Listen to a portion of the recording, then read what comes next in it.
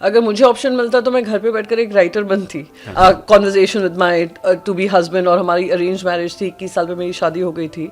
एक travel writer बनूं, क्योंकि मुझे घूमने का भी बहुत शौक है। कि जब 26/11 हुआ था, आतंकी हमला हुआ था मुंबई में, तो उसके बाद हमने कुछ परिवारों को हैंड होल्ड किया था। सारी महिला ब्लॉगर्स थी।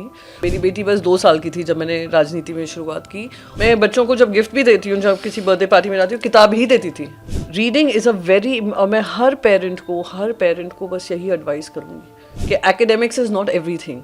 Knowledge is not just reduce to what you are studying in your curriculum. Knowledge अपार है, और कभी भी ये नॉलेज, ऐसा कोई जो इंसान कह दे कि मेरे पास सबसे ज़्यादा ज्ञान है, वो सबसे बड़ा बेवकूफ़ है। पढ़ते रहो, अपना दायरा बढ़ाते रहो, अपनी सोच में एडिशन सब्ट्रैक्शंस, क्या हटाना है क्या रखना है, वो सिर्फ एक पढ़ने से आएगा। तो वो दोनों में है। सबके बर्थडे पे जो भी बच्चों की बर्थडे पार्टी होती है, मैं सबको बुक्स ही गिफ्ट करती हूँ। आर्ट्स को ऐसे देखा जाता था क्योंकि तुम्हारे सबसे कम मार्क्स आए तो तुम आर्ट्स में जाओ, सबसे अच्छे मार्क्स आए तो तुम्हें साइंस ही करना है जी। और मतलब पेरेंट्स का इन्वॉल्वमेंट जरूरी है ये समझने के लिए कि बच्चा किस दिशा में अच्छा कर सकता है। किसमें हमारे बच्चे जो हैं डिजिटल एज में पैदा हुए हैं, वो पैदा होते ही उनके पास कुछ ना कोई एक इलेक्ट्रॉनिक गैजेट हाथ में होता है। जब आप किसी को पावर ऑफ रिएक्शन देते हैं ना, वहीं पे आप हारना शुरू कर देते हैं। Don't react. कि कुकिंग जो है सिर्फ महिला का काम नहीं है, या गृहिणी का काम नहीं है, या बहन का काम नहीं है, आपका भी है। It's a life skill. नमस्कार, मैं परिमल कुमार और किड्डू के इस प्लेटफॉर्म पे आप तमाम दर्शकों का बहुत बहुत स्वागत है। हमारे साथ आज जो खास मेहमान जुड़ रही हैं वो किसी परिचय की मोहताज नहीं, आप सब ने उनको टीवी पे समय समय पे देखा होगा। राज्यसभा सदस्य प्रियंका चतुर्वेदी जी हमारे साथ हैं। बहुत बहुत शुक्रिया मैम। लेकिन मैम से आज राजनीति पे बात नहीं होगी, घर बार की बात होगी, परिवार की बात होगी, और किस तरीके से जो किड्डोक्रेसी का प्लेटफॉर्म है वो पेरेंट्स के लिए कंटेंट बनाता है, उसी के इर्द गिर्द बात करने की कोशिश करेंगे। बहुत बहुत शुक्रिया मैम वक्त निकालने के लिए। सबसे पहले ये समझना चाहेंगे कि आप अगर अपने बचपन में लौटें, बहुत पुराना वक्त है, लेकिन कैसे देखती हैं जब आज के दौर में कहा जाता है कि पेरेंट्स को बच्चों के साथ रहना चाहिए, अपने बचपन को जब याद करती हैं भाई बहनों के बीच में, तो किस तरह की यादें हैं? तो सबसे पहले कहूँगी बहुत पुराना वक्त नहीं है, ऐसा लग रहा है कुछ ही बीते साल पहले का है। पर नहीं, आपने सच कहा कि बचपन की जो यादें होती हैं वो हमेशा ही एक अच्छी यादें होती हैं। और मैं तो खुशनसीब अपने आप को मानती हूँ कि हम लोग 5 भाई बहन हैं, तो हमारा परिवार बड़ा था, तो मुझे कहीं कभी भी दोस्तों की ज़रूरत नहीं पड़ी। कुछ भी तकलीफ़ होती थी तो भाई बहन आपस में ही सुलट लेते थे, लड़ते भी थे, झगड़ते भी थे, पर 5 भाई बहन सुलट लेते थे। और अगर कोई खुशी अभी भी, और वही आज तक चला रहा है, जो बचपन की हमारी बॉन्डिंग रही वो आज तक चली आ रही है। तो अगर मुझे कोई तकलीफ़ होती है तो चारों के चारों आकर मुझे चाहे प्रेज़ करना हो, चाहे हेल्प करना हो, आइडियाज़ देने हो, तो वो अभी भी लगातार जारी है। तो जैसे मैंने कहा, मुझे कभी ज़रूरत ही नहीं पड़ी कि मैं बाहर कोई दोस्तों को ढूंढूं या उनके पास जाकर अपना कोई भी जो बातें हैं उनके साथ शेयर करूं। सो आई थिंक जो मेरा बैकग्राउंड रहा, बचपना रहा, वो इसी सुरक्षित माहौल में रहा कि मम्मी पापा तो हैं ही, पर साथ ही साथ मेरे भाई बहन मेरे साथ हमेशा रहेंगे। जब लड़ाई झगड़े की बात की हम लोगों के साथ भी होता है मैम, जब घर परिवार में होता है, कभी ऐसा भी होता है कि जैसे आज के बच्चे कंप्लेन भी करते हैं कि इसका पक्ष ले रहे हो, इसका पक्ष नहीं ले रहे हो, ये भी होता था कि उसमें चुनौती होती थी कि कोई किसी के साथ ज़्यादा खरा है? नहीं, हाँ, क्योंकि 5 थे, अब किसके साथ पापा या मम्मी। पर नहीं, हमारा कभी झगड़ा होता था तो द बेस्ट पार्ट वॉज कि मेरे मम्मी पापा इंटरफेयर नहीं करते थे। वो कहते थे आप दोनों का झगड़ा है, रिजॉल्व करो, और कैसे सोल्यूशन ढूंढना है वो तुम्हारी प्रॉब्लम है, पर अपना रोना हमारे पास लेकर मत आओ। So that way I would से कि उन लोगों ने किसी के साथ पक्षपात ही नहीं किया। तो आज भी अगर आप हम 5 को रख लेंगे और पूछेंगे कि किसी ने पक्षपात किया, तो हम 5 में से कोई नहीं बता सकेगा, क्योंकि था ही नहीं।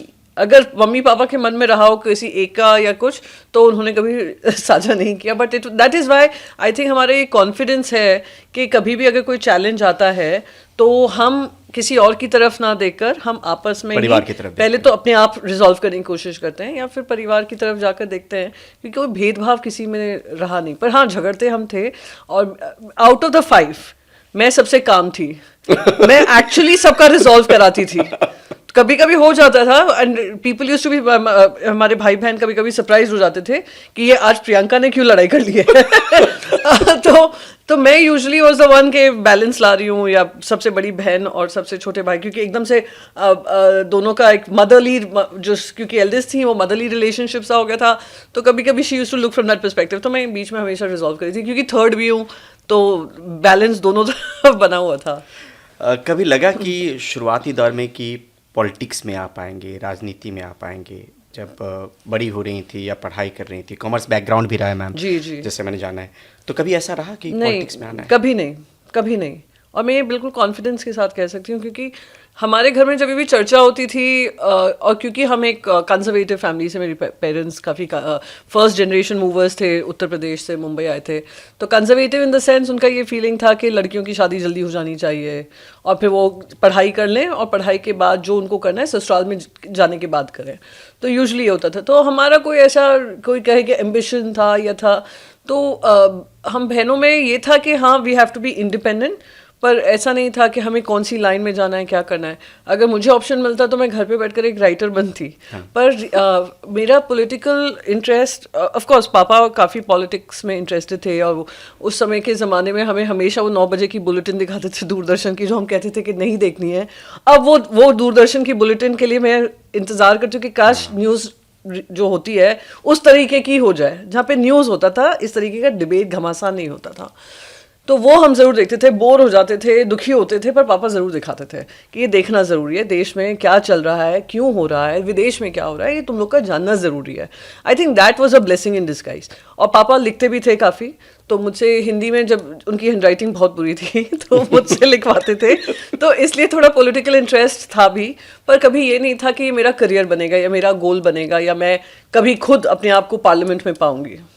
करियर को लेके क्या सोच रखा था मैम? कॉमर्स बैकग्राउंड से थी तो कुछ सोचा होगा कि कॉमर्स लिया है, इधर जाऊंगी? नहीं, इट वाज वेरी टिपिकल कि मैंने कॉमर्स लिया है, फिर मैं एमबीए करूंगी, फिर एमबीए करने के बाद शादी हो जाएगी, शादी होने के बाद फिर क्या करियर चॉइसेस होंगी, वो तो वो depend a lot on conversation with my to be husband, और हमारी अरेंज मैरिज थी, 21 साल में मेरी शादी हो गई थी।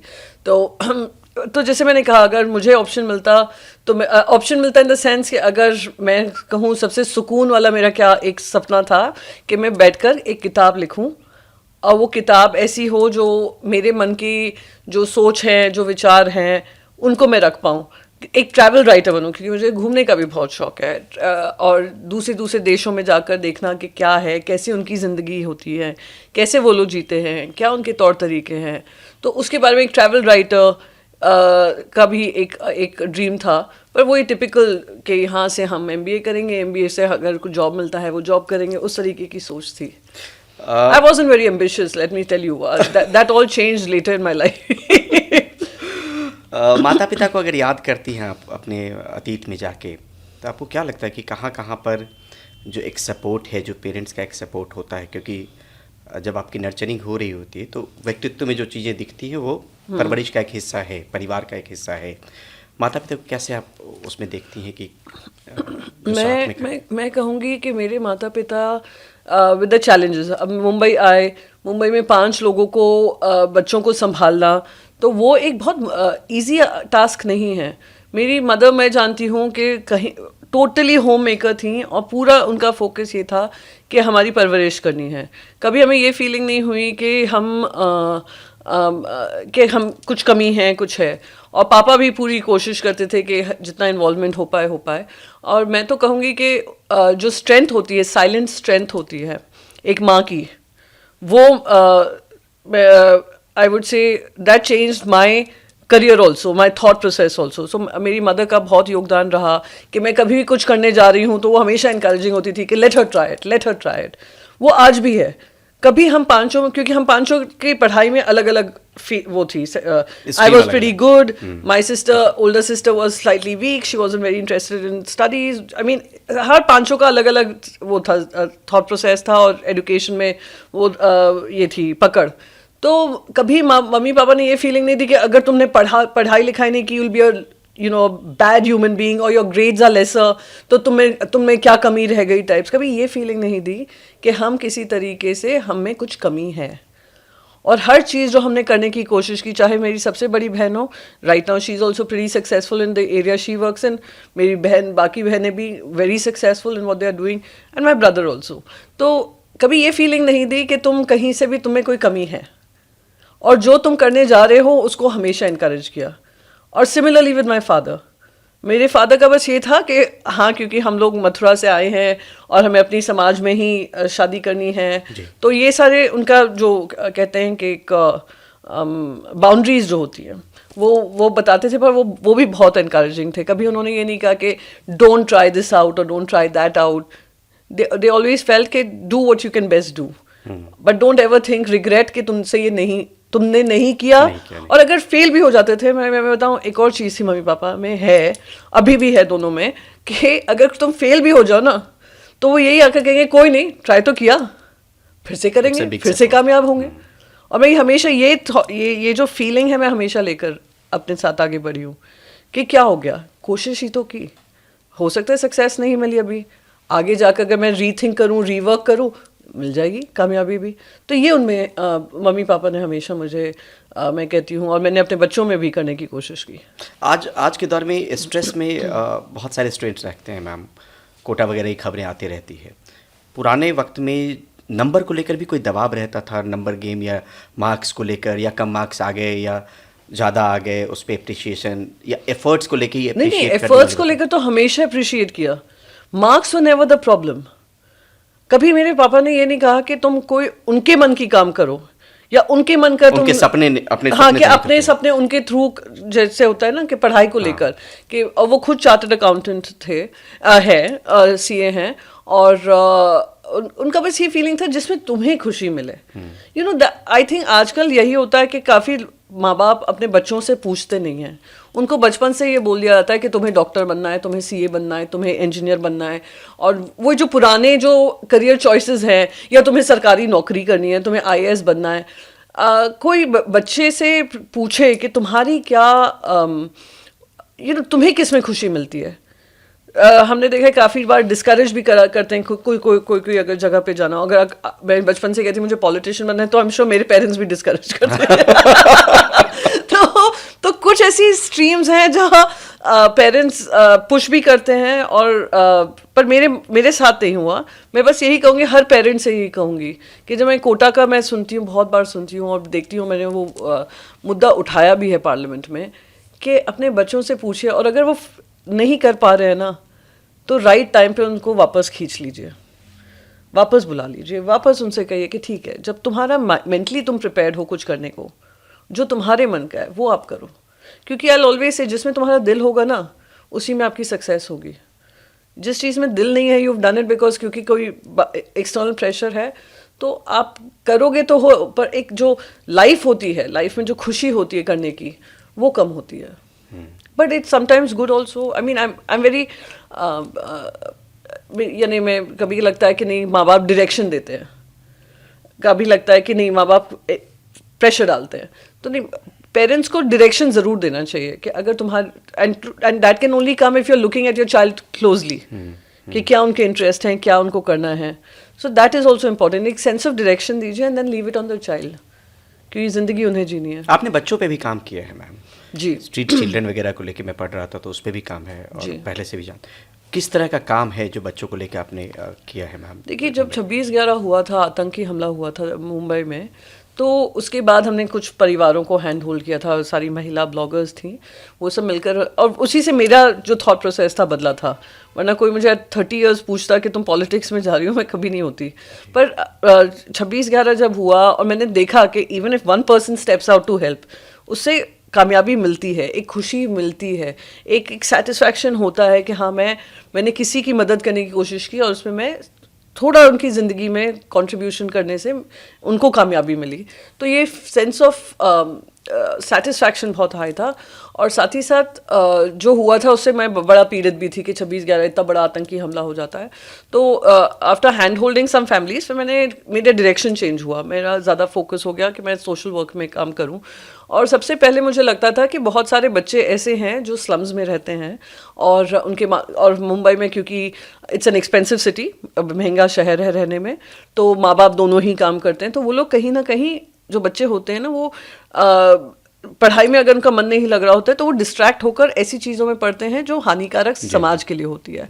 तो हमने एक स्ट्रीट स्कूल एक दूसरे एरिया में चलता था, वो स्ट्रीट स्कूल का पैटर्न हम अपने एरिया में लेकर आए और वहाँ पर हमने स्ट्रीट स्कूल के नाम से जाना जाता था और अभी भी चलता है। पर मैं प्रयास अब मैं पीछे हट गई हूँ क्योंकि मैं राजनीति में आ गई और मैं कहीं किसी भी तरीके से कन्फ्यूजन नहीं करना चाह रही थी या पॉलिटिकल जो होता है एक एनजीओ के बीच में वो कंट्रोवर्सी ना हो, इसलिए मैं वहाँ से पीछे हट गई थी।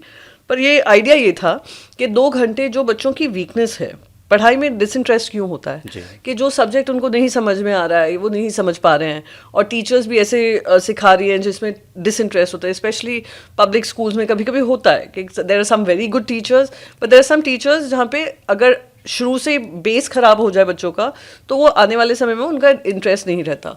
तो जैसे साइंस के सब्जेक्ट्स हुए, मैथ का सब्जेक्ट हुआ, तो वहाँ पे टीचर्स आकर पढ़ाती थी, 2 घंटे आकर उनको सिखाती थी, ट्यूशन क्लास की तरह होता था।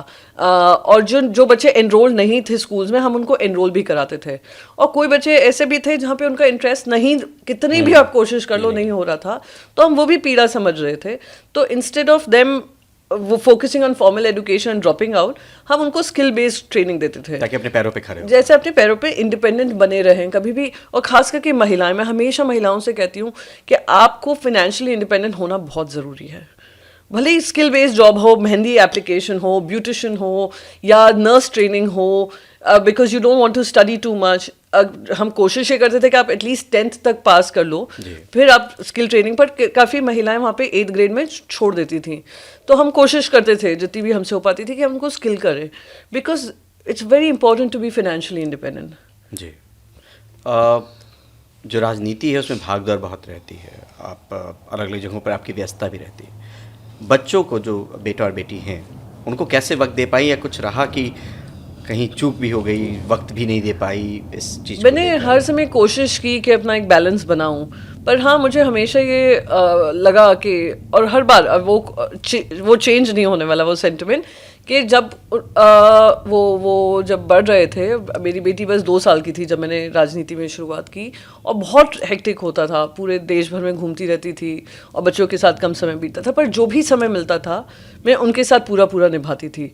पर ये रिग्रेट ज़रूर रहेगा कि अपनी 30 की उम्र में मैंने ये शुरू किया, फिर यहाँ पे मैं आज हूँ जहाँ पे हूँ और मैं इतना I am out of home most of the time. तो ये रिग्रेट हमेशा रहेगा कि जितना समय उनके ईयर्स में देना चाहिए था मैं शायद कम रही, चाहे उनका एनुअल डे रहा हो या उनकी PTMs रही हो, पर उसमें मेरे हस्बैंड ने हमेशा मेरा सपोर्ट किया। Wherever I was missing he ensured he was there. एक पेरेंट का होना हमेशा ज़रूरी होता है। तो हम अपने ट्रैवल प्लान्स भी ऐसे करते थे कि कोई एक ना एक जन बना रहे। अब दोनों बच्चे बड़े हो गए हैं, बेटा काम कर रहा है, बेटी का वो पढ़ाई कर रही है, तो I think I am both of them, मैं कहूँगी, भले ही मैं ज़्यादा उनके साथ फिजिकली प्रेजेंट नहीं थी, पर जो दोनों बनकर आए हैं, एक सेंस ऑफ रिस्पॉन्सिबिलिटी जो जल्दी आ गई उनकी लाइफ में। रिस्पॉन्सिबिलिटी जो उनमें आई ऐसी नहीं थी कि कोई बैड वे में डिसीजंस ले रहे हैं, वो बहुत समझे हुए, सुधरे हुए, इमोशनल, वेल मीनिंग दोनों आए। So I am very very proud of that also. कहीं पर मैंने ये भी पढ़ा मैम कि 10वीं का बोर्ड था बेटे का। हाँ, आपने शायद मुंबई के किसी अखबार को इंटरव्यू दिया था जी, आप उसमें शायद रह नहीं पाई थी वहाँ पर। नहीं 10th के बोर्ड में, हाँ, उसके जो शुरू के एग्जाम्स थे मैं नहीं थी, मेरी बेटी के भी 10th के जब बोर्ड थे तब भी मैं नहीं थी। मुझे याद है जब वो 11th और 12th में एक पर्टिकुलर स्कूल में जाना चाह रहा था, मैं उसके एडमिशन प्रोसेस में भी नहीं थी। तो जब पेरेंट का इंटरव्यू हुआ, अर्नव मेरे बेटे ने मुझे कहा, mamma please ensure you are there, क्योंकि दोनों पेरेंट्स का होना ज़रूरी है। So that is what I will say. My children could have taken it in a negative way also, कि हमारी माँ रहती ही नहीं है, पर मेरे बच्चों ने पॉजिटिवली, विद पॉजिटिव री एनफोर्समेंट ऑफ देयर फादर, कि your mother is also very independent and today her success is also your success, her struggle we will all have to contribute towards. So that was one thing which they never held against me. तो ये मुझे इस बात की खुशी है कि अगर उसने, और जब अपने वो अब्रॉड जा रहा था अपनी पढ़ाई करने 12th के बाद, तो उसकी जो इंटरव्यूज़ भी थे, जो एसेज भी लिखते हैं, बहुत सारी मदर्स जो थी वो फोकस करी थी, मैं रहती नहीं थी, तो वो खुद ही अपना करता है। So they both have become very independent. जैसे उनके लेट्स से रिलेशनशिप्स हों या फ्रेंडशिप्स हों, कभी बनती है, बिगड़ती है, झगड़े होते हैं, सब होते हैं। वो लोग, जैसे मेरे पेरेंट्स ने मुझे समझाया कि तुम लोग आपस में सुलझा लो, ये आपकी दोस्ती और उसके बीच में हम नहीं आएंगे। वो बच्चे अब ऐसे ही करते हैं, मेरे बच्चे भी। दोनों में शुरू में भी आपने देखा कि नहीं, वो दोनों तो झगड़ते नहीं है, टच वुड, होते हैं, झगड़े होते हैं, पर थैंकफुली ऐसे नहीं होते कि वो दोनों। पर मैं कह रही हूँ जो उनके बाहर की भी दोस्तियां होती हैं, जी, कभी कभी बहुत होता है ना, पेरेंट्स इन्वॉल्व होते हैं, हाँ तुम ये कर लो, हाँ तुमने इसको ऐसे क्यों नहीं किया, आओ मैं हैंडल कर लेती हूँ। नहीं, वो अपना हैंडल कर लेते हैं। कभी उनको सेंस ऑफ डायरेक्शन चाहिए होता है तो हाँ ज़रूर आकर मुझसे पूछते हैं कि क्या करें क्या ना करें। बट हाँ, आई वुड से उनके एनुअल डेज हुए, पीटीएम्स हुए, काफ़ी। मैंने पीटीएम तो बेटी का तो मुझे याद ही नहीं है कि मैंने कब अटेंड किया होगा। This is one regret I will have, कि जब उनकी चाइल्डहुड ईयर्स में मैं नहीं हो पाती थी, specially achievements at times. For example, अभी उसको ग्रेजुएशन की डिग्री मिली थी मेरे बेटे को, he didn't make a big thing out of it, but again I was missing. It was a very moments occasion, but again he said, mama you do what you do, I'll send you a video recording. That's the I would say that it makes me proud as a parent. हाँ, मतलब family का पूरा support, पूरा support. और आपको पता है, जब मैंने पार्टी बदली थी, कांग्रेस से मैं शिवसेना में आई थी, मैं खुद इतना मेंटल स्ट्रगल होता है, फिर ऊपर से वो पूरे सोशल मीडिया में सब जगह मेरी चर्चा। तो दोनों बच्चों ने आकर मुझे कहा था कि कुछ डिसीजंस होते हैं मम्मा जो आपने किया है, we stand by you. So I think that is very important. If your family is totally with you, rock solid behind you, whether your parents, whether your siblings और आपके बच्चे, उससे बड़ा कोई, मैं कहती हूँ उससे बड़ी कोई ब्लेसिंग ही नहीं है। कभी घर में भी पॉलिटिक्स की चर्चा होती है जब खाने के टेबल पे या कहीं बैठते हैं? बहुत होती थी। मेरे बेटा भी कभी वो काफ़ी, he also has a very strong opinion about his politics. My husband has a very strong opinion, उनकी ओपिनियन बहुत स्ट्रॉन्ग है। मेरे इन लॉज की भी बहुत स्ट्रॉन्ग है। तो बहुत बार हुआ है। तो जब और आई एम श्योर आप लोगों ने इंटरव्यूज़ में सुना होगा, जो इन लॉज हैं वो काफ़ी बीजेपी माइंडेड हैं, जो फैमिली यहाँ पे हैं वो थोड़े फिर भी बैलेंस्ड हैं, थोड़े कांग्रेस हैं, वो शुरुआत से ही कांग्रेस ही रहे हैं।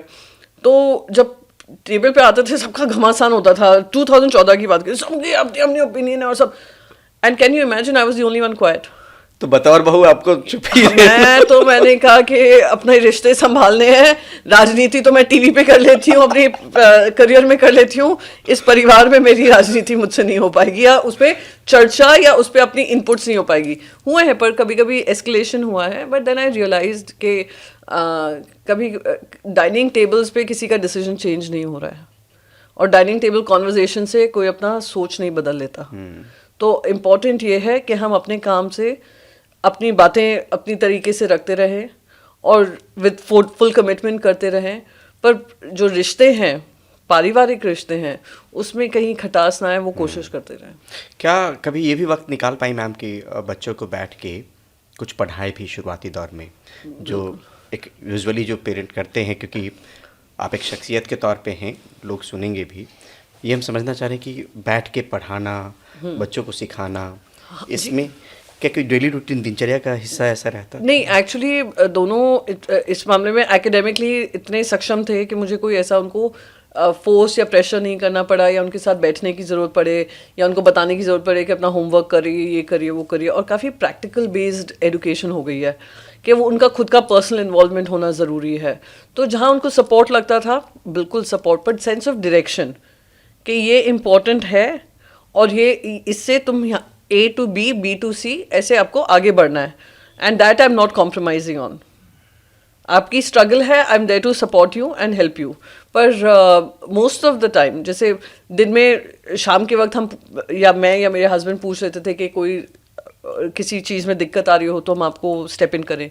एक चीज़ दोनों में मैंने बहुत भरी थी और क्लियर थी कि इनका लगाव रीडिंग से तो होना ही चाहिए, किताबों को पढ़ना। मतलब कोर्स बुक के अलावा शुरुआत से कोई कॉम्प्रोमाइज ही नहीं था जी। मैं बच्चों को जब गिफ्ट भी देती हूँ, जब किसी बर्थडे पार्टी में जाती हूँ, किताब ही देती थी। क्योंकि मुझे मैं कुछ समय कलकत्ता में थे, मेरे हस्बैंड पोस्टेड थे कोलकाता में, और कोलकाता में तो बहुत रीडिंग का वो है, फोकस है और कमिटमेंट भी है। तो एक महिला थी, वो प्रिंसिपल थी एक स्कूल की, और अर्नब मेरा बेटा उस समय सिर्फ 1.5 साल का था। तो मुझे लगा मैं बुक्स जो इंट्रोड्यूस करूँगी उसको, जब लिखना शुरू करे, पढ़ना शुरू करे, लिखना शुरू करे, तब करूँगी। तो वो उनसे बात चल रही थी मेरी, और बात करते करते उन्होंने कहा कि कोई किताब पढ़ता है बेटा? मैंने, अरे अभी तो सिर्फ 1.5-2 साल का है, क्या किताब पढ़ेगा? और तो शी सेड नहीं। और मैंने कहा जो भी किताबें मैं लाई हूँ वो जो आवाज़ करती हैं, इंटरेस्ट बढ़ाती हैं, विजुअल्स होते हैं, वो उसमें इंटरेस्ट नहीं देता है, हटा देता है। तो मैंने सोचा कि कुछ साल बाद इंट्रोड्यूस करूँ। उन्होंने कहा नहीं, बच्चा अगर भले ही हटा दे, भले ही इंटरेस्ट ना दिखाए, पर वो समझेगा कि कुछ उसमें इंफॉर्मेशन मिल रही है। अगर आप कंसिस्टेंटली उसके सामने वो किताब रखेंगी, वो जो अब बच्चों की बुक्स आती हैं, अगर कंसिस्टेंटली उनके साथ रखेंगी, कभी वो फेंक देगा, कभी साइड में हट जाएगा, कभी भाग जाएगा, कभी वो बॉल की तरफ जाएगा, कोई और गेम की तरफ जाएगा, पर आप दिन में एक बार उसको बैठकर ये किताब ज़रूर दिखाइए।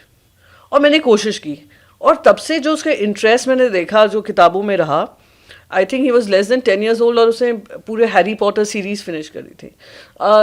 और अभी भी उसका किताबों में बहुत इंटरेस्ट है। बेटी में भी वही है कि ये चीज़ आप लोग को नहीं छोड़नी है। रीडिंग इज़ अ वेरी, और मैं हर पेरेंट को बस यही एडवाइस करूँगी कि बच्चों को पढ़ाने का, एक है जो उनको एजुकेशन मिल रही है, पर उनकी नॉलेज सिर्फ उसी में मत सीमित करिए। उनकी नॉलेज, अपार नॉलेज है दुनिया भर में, किताबों में भी है। तो एकेडमिकली जो कर रहे हैं, पर बियॉन्ड दैट उनकी क्या वर्ल्ड विजन होनी चाहिए, क्या उनके व्यूज़ होने चाहिए, वो वेल रेड होने चाहिए। हमारे देश में ही ख़त्म हो रही है परंपरा पढ़ने की। जो आप व्हाट्सएप पे पढ़ लेते हैं, जो आप सोशल मीडिया पे पढ़ लेते हैं, वही बच्चे अपने ओपिनियन बना लेते हैं। पर बच्चा वो स्ट्रांग बनेगा और रिस्पॉन्सिबल सिटीजन बनेगा जो अपना दायरा सिर्फ एकेडमिक से हटाकर, ये सोशल मीडिया से हटाकर बुक्स में पढ़े। That is very important, and that is one thing जो मैंने बच्चों में इनकलकेट की। तो मैं एकेडमिकली भले ही मैं उनके साथ बैठकर उनको 2 घंटे 3 घंटे नहीं बैठती थी, पर ये ज़रूर मैंने उनको दिया कि academics is not everything. Knowledge is not just reduce to what you are studying in your curriculum. Knowledge अपार है, और कभी भी ये नॉलेज, ऐसा कोई जो इंसान कह दे कि मेरे पास सबसे ज़्यादा ज्ञान है, वो सबसे बड़ा बेवकूफ़ है। पढ़ते रहो, अपना दायरा बढ़ाते रहो, अपनी सोच में एडिशन सब्ट्रैक्शंस, क्या हटाना है क्या रखना है, वो सिर्फ एक पढ़ने से आएगा। तो वो दोनों में है। तो मतलब ये बर्थडे में आप वो करती रही? मैं सबके बर्थडे पे, जो भी बच्चों की बर्थडे पार्टी होती है, मैं सबको बुक्स ही गिफ्ट करती हूँ। मैं ये उम्मीद करती हूँ कि उनके पेरेंट्स फिर से रीपैक कर रीगिफ्ट ना कर दे। ये भी होता है पर ये सोचकर कि किताब से आप बच्चों को वो शिक्षा थोड़ा और दे पाएंगे। कभी ये देखा मैम कि जो अपने सपने हैं वो बच्चों में डालने की, बताने की कोशिश करें, या उनको दुनिया दिखाने की कोशिश करें कि ये तमाम फील्ड्स हैं जहाँ पे आप अपने करियर को देख सकते हो? Yes, absolutely. अब आप देखिए कि एजुकेशन सिस्टम हमारे देश में इतना चेंज हो गया है, and it's for the good only. मैं कहूँगी अच्छा है, पर बच्चों के पास अपॉर्चुनिटीज़ हैं, बच्चों के पास बहुत सारे डिफरेंट करियर चॉइस हैं। पहले हमारा होता था कॉमर्स ही है, आर्ट्स ही है, या साइंस ही है। आर्ट्स को ऐसे देखा जाता था क्योंकि तुम्हारे सबसे कम मार्क्स आए तो तुम आर्ट्स में जाओ, सबसे अच्छे मार्क्स आए तो तुम्हें साइंस ही करना है जी। और हमारे कॉमर्स में कि चलो सेकेंड बेस्ट है कि अगर तुम्हारे साइंस में इंटरेस्ट नहीं है तुम इसमें आ जाओ। तो ये सोच अब हट गई है। और जैसे मेरी बेटी फिल्म मेकिंग कर रही है, अब वो अभी सेकेंड ईयर में है, तो फिल्म मेकिंग कर रही है, सॉरी फर्स्ट ईयर में है, वो फिर से चलाएगी, मुझे तो याद नहीं है जी।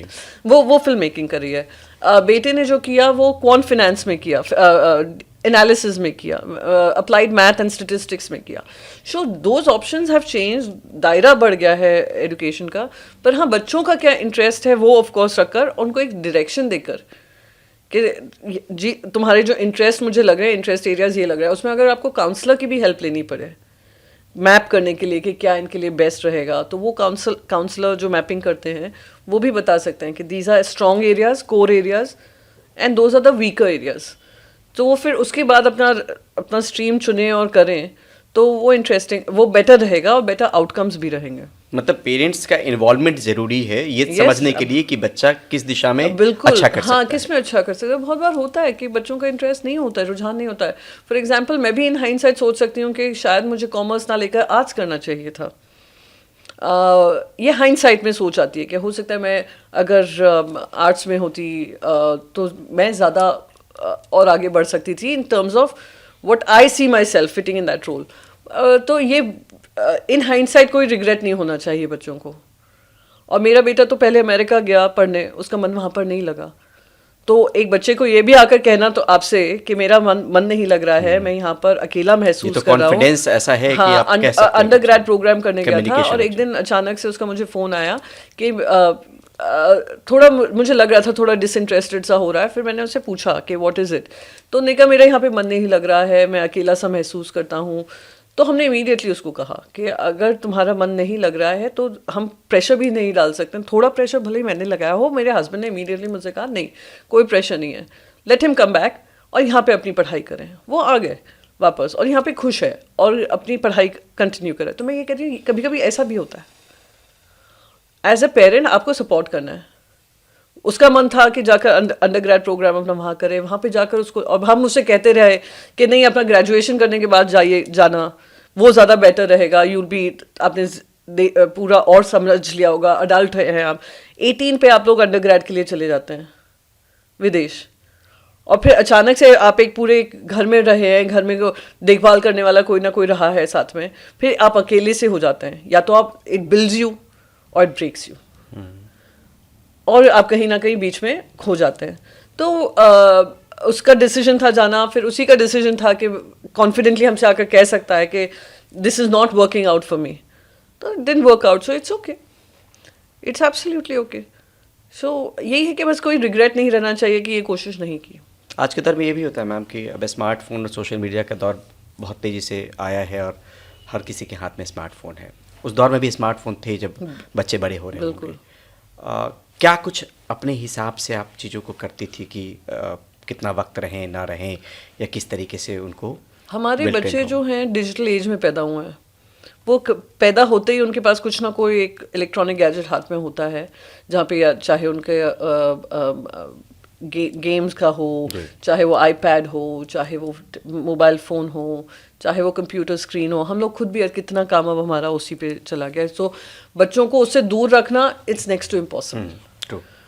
पर बच्चों से किस तरीके से उसको नेविगेट करना है, कैसे उसको एक यूजफुल टूल बनाना है, rather than a victim of the technology, ये करना बहुत ज़रूरी है कि आप नेविगेट करिए स्पेस को। पर माय सन बहुत ही ज़्यादा टेक वो है, फोकस्ड है, टेक सैवी से ज़्यादा टेक फोकस्ड है। यानी बोथ ऑफ देम, दोनों बच्चे अपनी लाइफ बगैर फ़ोन के सोच ही नहीं सकते। पर हमारा और हम बाद में मैं यही कहती रहती हूँ डिस्कनेक्ट करो, ये देखो वो देखो, बाहर घूमो, देख कर आओ। उनकी सोच अलग है। तो मैं उससे स्ट्रगल करूं या मैं उससे उनको जिस जनरेशन में पैदा हुआ है वो समझ कर उनको द डूज एंड डोंट्स से नेविगेट करूं, क्योंकि वो मैंने ज़रूर किया।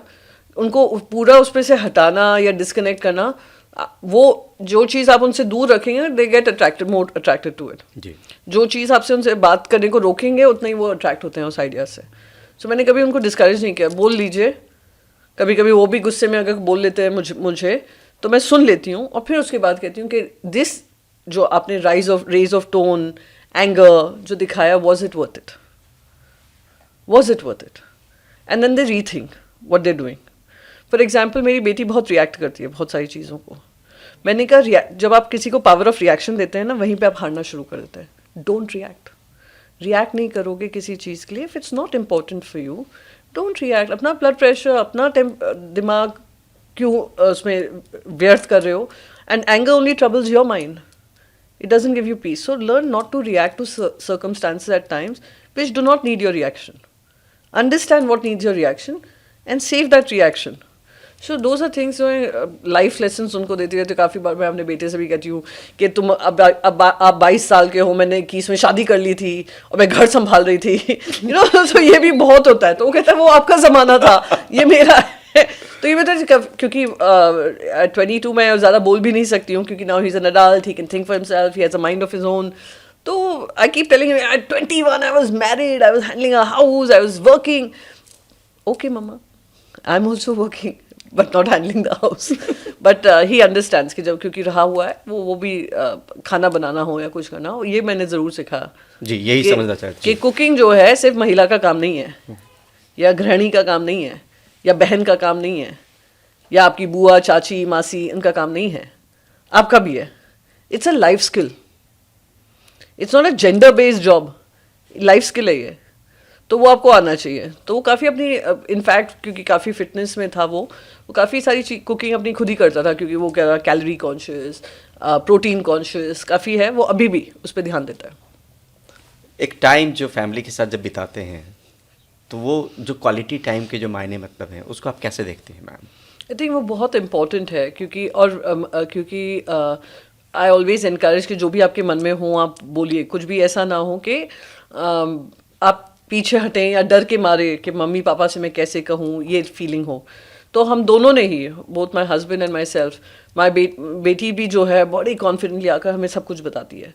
किससे झगड़ा हुआ, क्यों झगड़ा हुआ, यानी ये नहीं कहती आप उसमें इंटरफेयर करें, पर वो अपने दिन की पूरा दिनचर्या हमें आकर सुनाती है कि ये हुआ, ये हुआ, आज पता है कॉलेज में ये हुआ, आज हमें ये स्क्रीनिंग हुई, ये पिक्चर हमें दिखा, क्योंकि she is into film making. So yes, quality time is very important. कि वहाँ पर बच्चा क्या है, उसके मन में क्या है, क्या कहने की कोशिश कर रहा है, क्या वो कॉन्फिडेंट है अपने माँ बाप से बोलने में, शेयर करने में. फिर एक माता पिता भी बच्चों को वो बात बता पाए कि क्या उनको सही लग रहा है, क्या गलत लग रहा है. फिर डिसीजन बच्चों पे छोड़ें कि हाँ ये निर्णय अब ये मुझे लगता है, उसके बाद आपको जो ठीक लगे आप करिए. पर आपने अपनी बात सुनाई, मैंने अपनी बात रखी. तो उसमें क्वालिटी टाइम में यही होता है कि फोकस जो होता है फैमिली पे और रिलेशनशिप पे और बच्चों के माइंड में, वो बहुत इम्पोर्टेंट होता है. भले ही कम समय मिले, पर समय ऐसा हो जो मीनिंगफुल हो. और वो मैं that is one thing I would से कि मेरा जो भी समय बच्चों के साथ बीतता है, it's quality time. It's not like your mother is always available, so they know that when she's available, we ensure that we both manage to extract the best out of each other. ये nurturing का एक हिस्सा रहा होगा जिसमें sharing वाली बात जो है वो एक तरीके से जहन में आई होगी कि हर कुछ शेयर करना है. बिल्कुल बिल्कुल. एक तो क्या होता है कभी कभी इससे तो बहुत सारी समस्याओं का समाधान भी एब्सोल्युटली. क्या होता है, बच्चे काफ़ी बार डर के मारे कि मम्मी पापा कैसे रिएक्ट करेंगे अगर मैं उनको बता देता हूँ या बता देती हूँ, वो मुझसे नाराज़ हो जाएंगे. एक तो नाराज़गी के डर से, रिएक्शन के डर से, इस डर से कि पता नहीं हमारी जो कहने जा रहे हैं उससे क्या इम्पैक्ट पड़े. तो बच्चे काफ़ी समय झिझकते हैं बोलने में, और अपने मन में रख कर फिर it leads to other problems, mental stress, trauma जो भी होता है. तो इसलिए हम, और क्योंकि ये जो जनरेशन है बच्चों की, वो जैसे मैंने कहा टेक जनरेशन है, साथ ही साथ एक डिजिटल जनरेशन है जहाँ पे आपके पास डिजिटल प्लेटफॉर्म्स हैं. आप सोशल मीडिया पे इतने बाहर क्योंकि मैंने भी उनके का काफ़ी लाइफ शेयर किया. मुझे कभी कभी लगता है कि हाँ, क्योंकि आई वॉज ओपन कि मेरी ये परिवार है, मेरे ये बच्चे हैं, तो उनके जजमेंटल भी बहुत सारे कमेंट्स आते हैं कि उनकी शक्ल, सूरत, वज़न क्या है, कैसे वो लोग कमेंट करते हैं. तो आप सोचिए उनके अकाउंट्स पे उनके कैसे कमेंट्स आ रहे होंगे, क्या आ रहे होंगे. तो बच्चे वैसे ही बड़े जजमेंटल स्पेस में रह रहे हैं कि कोई आपको जानता भी नहीं है, आकर कुछ भी आपके बारे में लिख देता है. हम तो समझ सकते हैं, पर वो बच्चों को ये ग्रास्प करना बहुत डिफिकल्ट होता है. So they are also going through a lot of mental changes in their head कि क्या वीकनेसेस होती हैं और वो कहाँ कहाँ ले जाती हैं. It leads you towards needing counseling, needing a psychologist to help you. तो I felt, and जब भी मेरे बच्चों को ऐसा लगा कि I need that support system, you should have it. बच्चों को होना चाहिए, कोई स्टिग्मा नहीं है. अगर बच्चा आकर आपसे कह रहा है कि मुझे एक मेडिकल पर्सन की ज़रूरत है टू बस मेरी सुनने को जी, मुझे काउंसिल करने को, लेट देम हैव इट. कोई थेरेपिस्ट यानी साइकोलॉजिस्ट कि सुन लें, आपकी सुने समझें, क्योंकि they are medically trained for it. तो अगर ऐसा भी होता है, कोई पेरेंट को जज नहीं करना चाहिए अपने बच्चे को इसको. पर मुझे ये बात थी, ये जो शेयरिंग की बात थी, it is very important part of nurturing कि कुछ झिझको नहीं, कुछ डरो नहीं, हम आपकी सुनेंगे. हो सकता है मैं नाराज़ हो जाऊं, हो सकता है पापा भी नाराज़ रिएक्शन दें, पर अपने दिल से वो बात हटा लो. और कभी कभी नाराज़गी के बाद जो आपको सलाह भी दें वो भी सुन लो.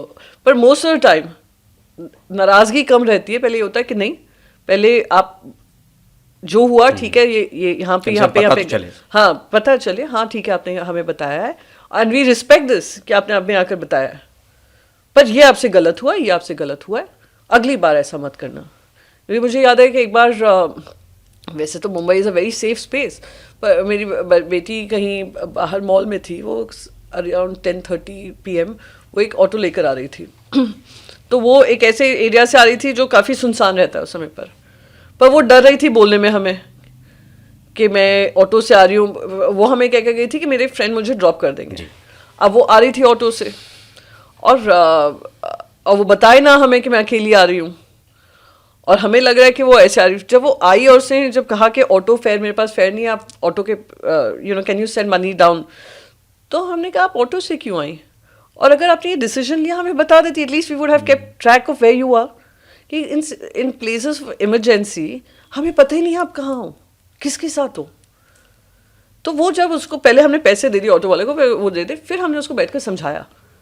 तो उसके बाद कि तो आप बता दो कि अब मैं कहकर गई थी मेरे फ्रेंड ने, पर वो फ्रेंड नहीं आ रहा, तो मैं ये कर रही हूँ, because that's the next best option. तो इसलिए I think it is important कि बच्चे आकर शेयर करें, और वो हम मेरी बचपन से हम दोनों ने between me and my husband हमने ये डिसीजन लिया था कि बच्चे जो भी हों आकर शेयर कर लें, that's more important than our reaction to it. Reaction should be कि पहले पॉजिटिव री-इन्फोर्समेंट कि आपने आपसे हमसे आकर शेयर किया, वी रिस्पेक्ट दैट, छुपाना नहीं है कुछ। तो वो बहुत इंपॉर्टेंट है, so that we know in terms of crisis, in terms of emergency, in terms of कोई चैलेंज, मेंटल चैलेंज हो, कुछ हो, शेयर कर लो। अगर हमसे नहीं बन पाया तो हम किसी और का सपोर्ट ले लें जी, तो दैट इज़ इम्पोर्टेंट।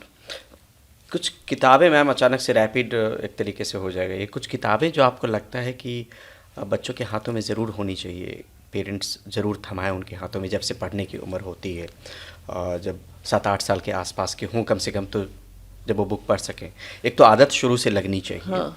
कुछ किताबें आपके जहन में आ रही है कि ये किताबें इमीडिएटली तो मेरे जहन में कोई नहीं है, पर किताबें तो उन्होंने अपनी चॉइसेस से ही पढ़ी हैं, पर आई थिंक वो चॉइस उनकी रियली बच्चों की होती है। और जो करिकुलम में होती हैं वो तो पढ़ाई की, शेक्सपियर हुए, रोआल्ड दाल हुए, वो तो डॉक्टर सुईज हुए, ये तो वो पढ़ ही रहे हैं। पर in terms of what books to recommend for them, आप किस तरह की किताबें खरीदना पसंद करती हैं जब किसी को गिफ्ट देती हैं? तो मैं जैसे एज अनुसार होता है, तो जैसे कोई 7th-8th ग्रेड में हो तो जो मोस्ट पॉपुलर फिक्शन है जी, फेमस 5, नैन्सी ड्रू, वो मेरे समय में था, मुझे अभी भी लगता है कि वो होगा।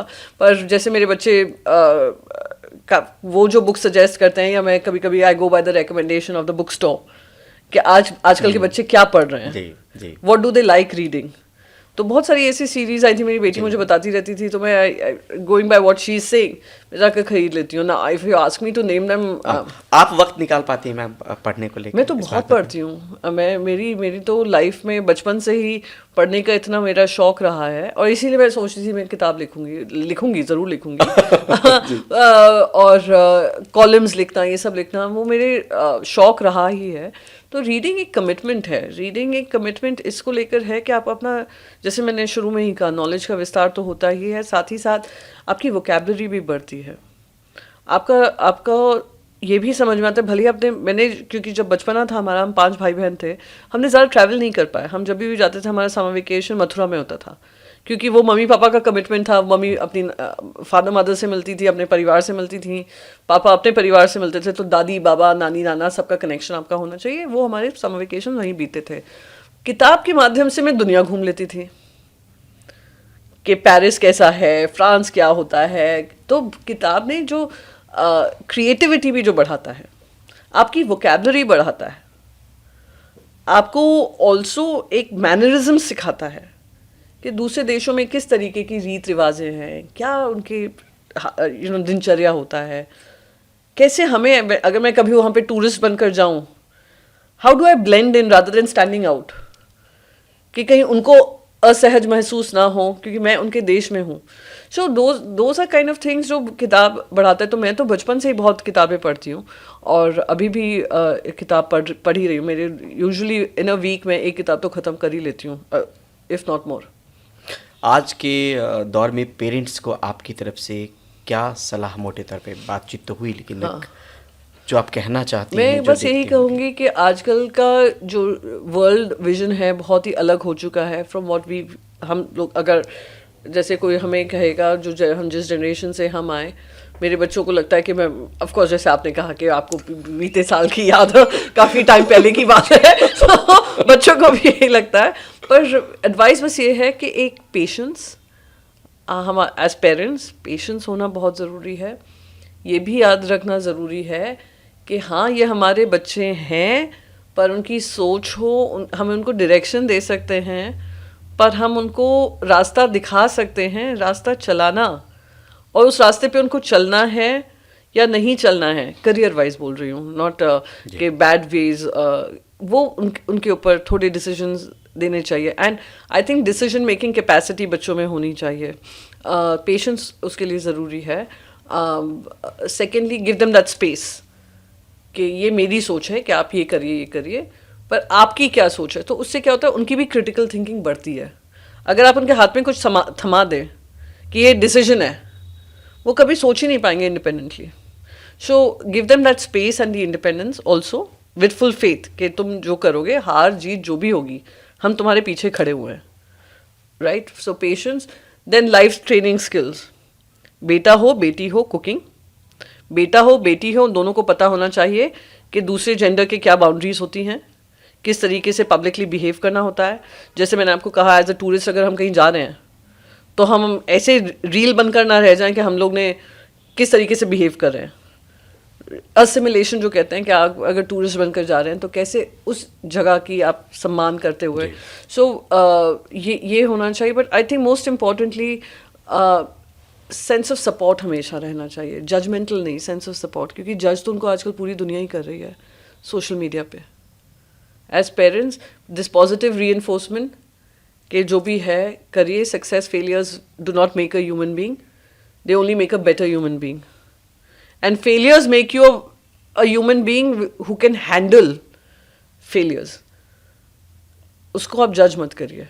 सो those are the only few things which I feel are important life lessons which I learned, whatever little I've learned in my journey. जी जी, ठीक है मैम, बहुत बहुत शुक्रिया ma'am. Thank you so much. Thank you Thank you.